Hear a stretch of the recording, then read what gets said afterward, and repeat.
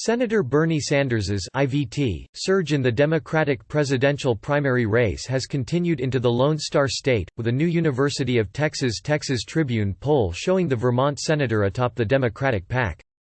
Sanders received 24% of the vote from potential Democratic primary voters, a jump from 12% in the same poll in October.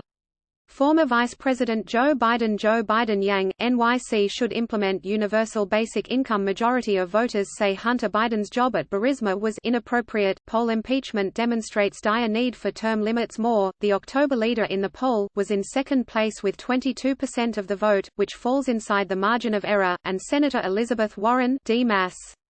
remained in third place with 15%. Former New York City Mayor Michael Bloomberg was the only other hopeful, polling in double digits with 10%. Most of the movement has been Sanders and Bloomberg, with Biden holding still, noted Joshua Blank, research director for the Texas Politics Project at the University of Texas at Austin. To be unable to increase his vote share is pretty telling for Biden.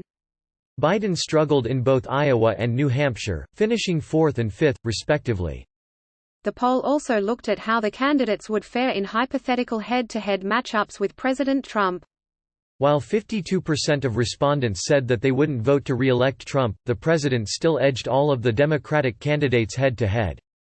Sanders had the closest matchup with the president, losing 47-45, which is within the poll's overall margin of error.